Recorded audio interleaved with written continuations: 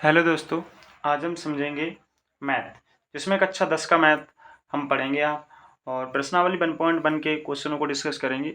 तो इस सभी को करने से पहले हम देखेंगे हमारे पास कुछ बेसिक चीज़ें हैं, उनको पहले सीख लें, मतलब बेसिक संख्याएं उनको हम सीख लें। तो सबसे पहले हमारे पास प्राकृतिक संख्या, मतलब संख्याएं समझ लें हम कौन कौन सी संख्याएं होती हैं। तो प्राकृतिक संख्याएं हम समझेंगे सबसे पहले। तो संख्याएं प्राकृतिक कौन सी होती हैं? वे संख्याएं जिन्हें हम गिन सकते हैं, जैसे हम स्टार्ट करेंगे 1 2 3 और ये 4 4.2 4.6 5 6, मतलब जो भी नंबर होंगे जिन्हें हम काउंट कर सकते हैं, गिन सकते हुए हमारी क्या होंगी? प्राथमिक मतलब प्राकृतिक मतलब नेचुरल नंबर होंगे। पूर्ण संख्या क्या होती हैं? मतलब होल नंबर। तो वे सभी संख्याएं जो जीरो से स्टार्ट हो जाती हैं, जीरो से स्टार्ट होने के बाद प्राकृतिक संख्याओं के जैसे चलती रहें, जैसे 0 1 2, तो हमारे यहाँ पर प्राकृतिक पूर्ण संख्याएं कौन सी होंगी? ये जीरो से स्टार्ट होने वाली, जीरो से स्टार्ट होंगी। अब हम देखेंगे सम नंबर। सम नंबर क्या है? सम संख्याएं। सम संख्या मतलब इवन नंबर। वे सभी संख्याएं जो 2 से विभाजित होती हों, जैसे 2 है, 4 है, 6 है। आप इन नंबरों को देखेंगे 8 10 98 100, आप इन नंबरों को देखेंगे ये पूर्ण रूप से 2 से विभाजित हो रही होंगी। वे सभी संख्याएं जो 2 से पूर्ण रूप से विभाजित होती हैं सम संख्याएं कहलाती हैं। विषम मतलब ओड नंबर क्या होते हैं? तो वे संख्याएं जो 2 से भाग ना होती हों, वे संख्याएं जो 2 से भाग ना होती हों, जैसे 1 3 5 7 9 11, ये जो नंबर हैं वो आप देख रहे होंगे ये 2 से भाग नहीं होंगे। तो विषम संख्याएं कहाँ से स्टार्ट होती हैं? 1 से, ध्यान रखेंगे। और अब हमारे पास है अभाज्य संख्याएं। अभाज्य संख्याएं कौन सी संख्याएं होती हैं? प्राइम नंबर मतलब वे नंबर जो स्वयं से भाग होती हैं, मतलब वे संख्याएं जो केवल और केवल स्वयं से भाग होती हैं, किसी अन्य संख्या से भाग ना होती हैं। एक से भी भाग हो सकती है, एक से तो सभी संख्या भाग होती हैं। तो यहाँ पर हम समझेंगे कि केवल और केवल अपने आप से भाग होती हैं और किसी अन्य संख्या से भाग ना होती हैं, तो वो हमारी क्या होंगी? अभाज्य संख्या मतलब प्राइम नंबर होंगी। यहाँ पर हम देखेंगे सबसे छोटा प्राइम नंबर जो होता है अभाज्य संख्या होती है वो 2 होती है, क्योंकि 2 किसी से भाग नहीं होती है, 1 से होती है और स्वयं से विभाजित होती है। तो 1 और स्वयं से विभाजित होने, तो ये तो सब संख्याएं होती हैं। तो यहाँ पर हम देखेंगे 3 भी किसी से भाग नहीं होगा, 5 भी, 7 भी, 11 भी। इसी प्रकार से ये सब हमारी संख्याएं जो हैं वो प्राइम नंबर है, मतलब अभाज्य संख्याएं हैं। अब हमारे पास है सहभाज्य संख्याएं। सहभाज्य संख्याएं वे संख्याएं होती हैं जिन्हें हम को प्राइम नंबर कहते हैं। वे संख्याएं जिनका एचसीएफ 1 हो, मतलब यहाँ पर आप देखेंगे ये संख्या, ये जो पेयर है हमारे पास 2 और 3, इनमें कोई भी कॉमन नहीं है, मतलब कोई भी उभयनिष्ठ नंबर नहीं है जिससे हम बाहर निकाल सके। तो यहाँ पर इसका एचसीएफ 1 ही होगा। यहाँ पर आप देख रहे होंगे 5 और 7 है, तो इनका जो है एचसीएफ 1 ही होगा, क्योंकि इसमें से आप कोई भी कॉमन निकाल नहीं सकते। अब हमारी होंगी संयुक्त संख्याएं, कंपोजिट नंबर। तो वे सभी संख्याएं जिनके 3 या 3 से अधिक फैक्टर हो, जैसे यहाँ पर आप देख रहे होंगे 4 6 8, तो मतलब 4 जो है मतलब इसके कई ज़्यादा फैक्टर हो सकते हैं। मतलब 4 को हम किस प्रकार से काट सकते हैं? 4 को 1 से काट सकते हैं, हाँ 1 से काट सकते हैं, कोई दिक्कत नहीं, क्योंकि 1 से तो सभी संख्याएं कटती हैं। 2 से काट सकते हैं, इसको 2 से भाग कर सकते हैं, और इसको हम 4 से भाग कर सकते हैं। तो 4 और 1 को तो काउंट नहीं करेंगे, यहाँ पर हम 2 को भी काउंट कर लेंगे। तो ये हमारे पास कहीं ना कहीं एक अन्य फैक्टर भी हमें मिल गया है जो 2 है। जो 2 फैक्टर मतलब यहाँ पर आप देख रहे होंगे कि 3 या 3 से अधिक। तो यहाँ पर एक संख्या को भाग करने के लिए हम देख रहे हैं 1 और 2 और 4 फैक्टर मिल रहे हैं। तो इसका मतलब क्या है? ये संयुक्त संख्या मतलब कंपोजिट नंबर है। तो सबसे छोटा कंपोजिट नंबर या सबसे छोटी संयुक्त संख्या हमारी 4 होगी। अच्छा, हम एक एग्जांपल तुम्हें दें, 2 क्यों नहीं है?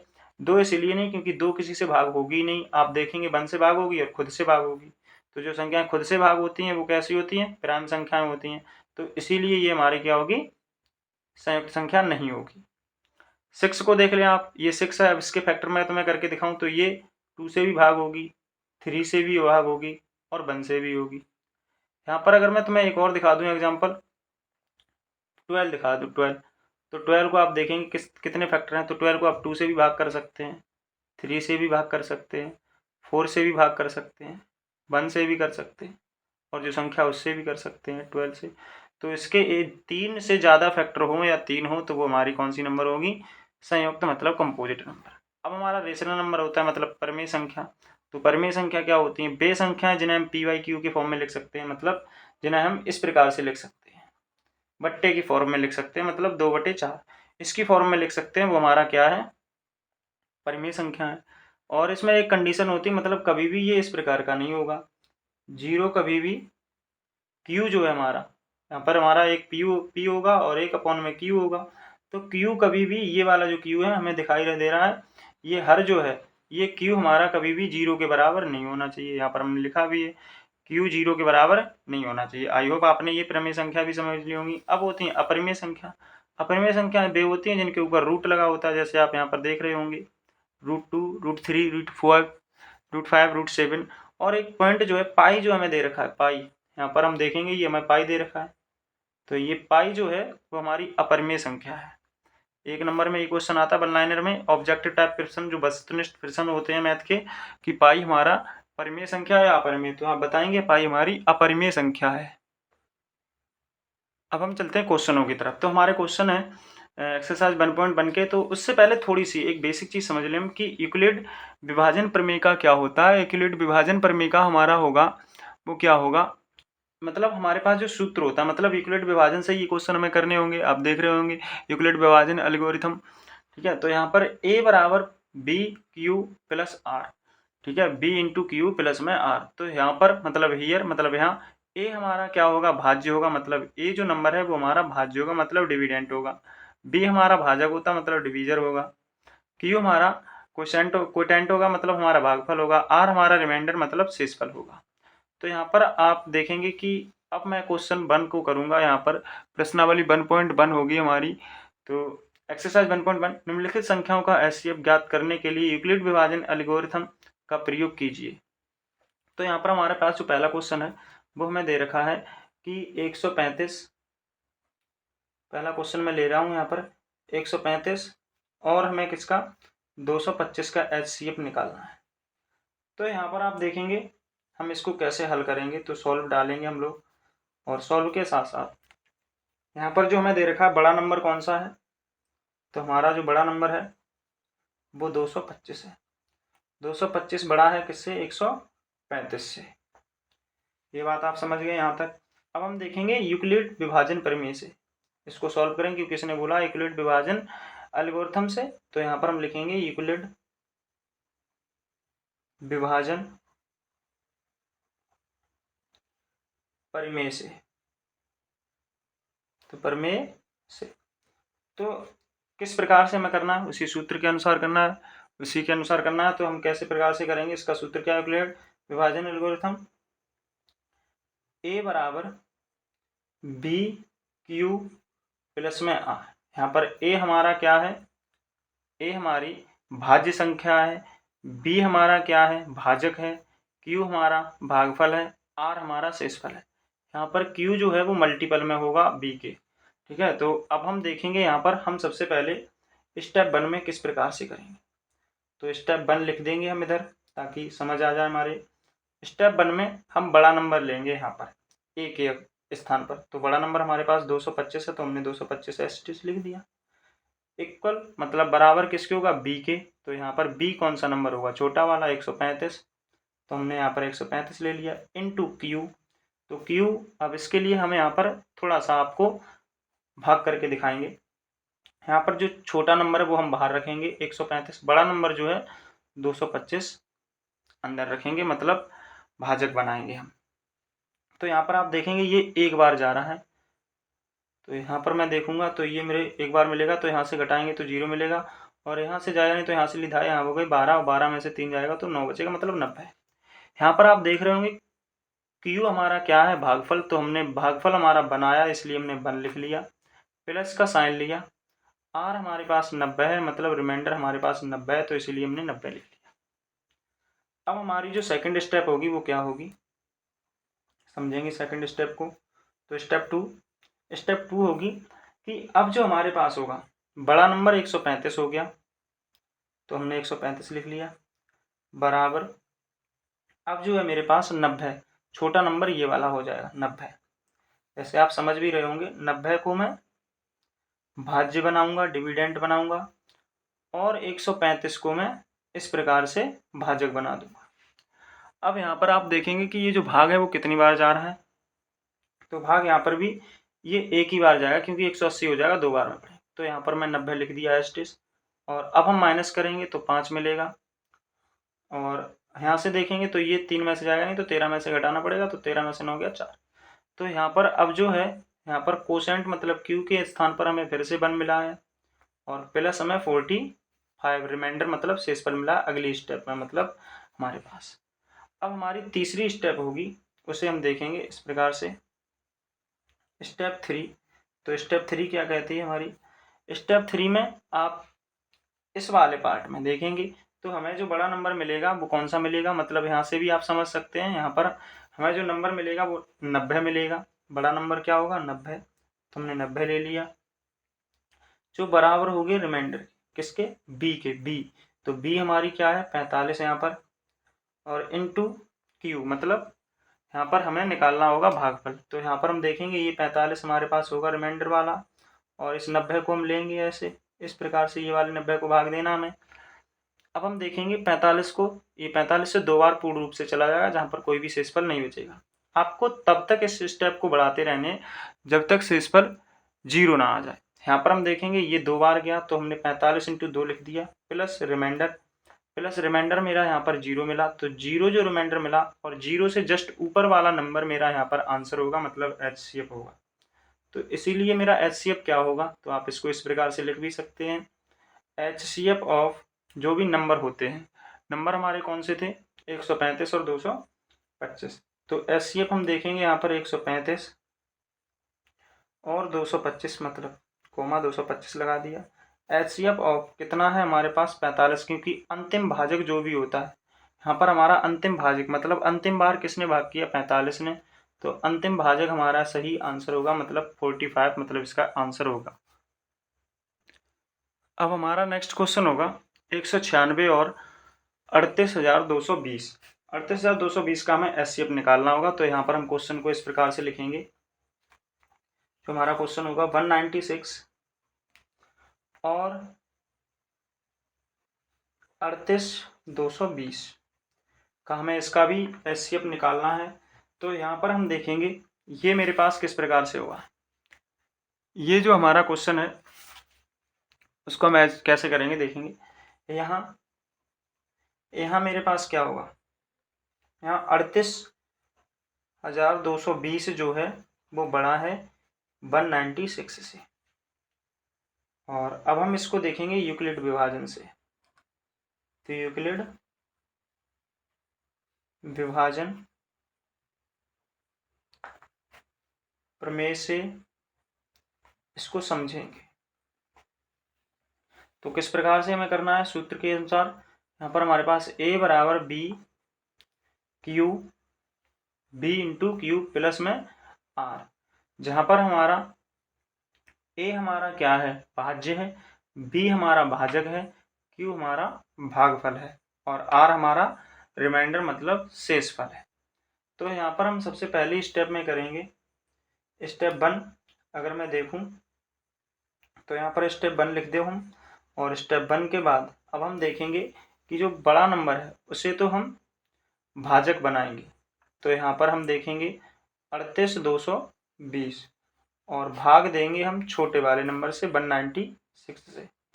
तो यहाँ पर आप देखेंगे ये 3 संख्याओं में भाग देना होगा, मतलब ये 400 के अप्रॉक्स में है, और यहाँ पर ये कहीं ना कहीं 200 है। तो ये 200 से 2 बार तो जाएगा नहीं, तो यहाँ पर आप देखेंगे ज़्यादा हो जाएगा। यहाँ पर आप देखें लगभग में ये 400 से कम है बहुत, और ये 200 के नज़दीक है ज़्यादा, तो यहाँ पर ये 1 बार ही जाएगा, मतलब 1 बार। तो यहाँ पर मैं देखूँगा तो इसको जब मैं भाग करूँ तो यहाँ से 196 ही मिलेगा।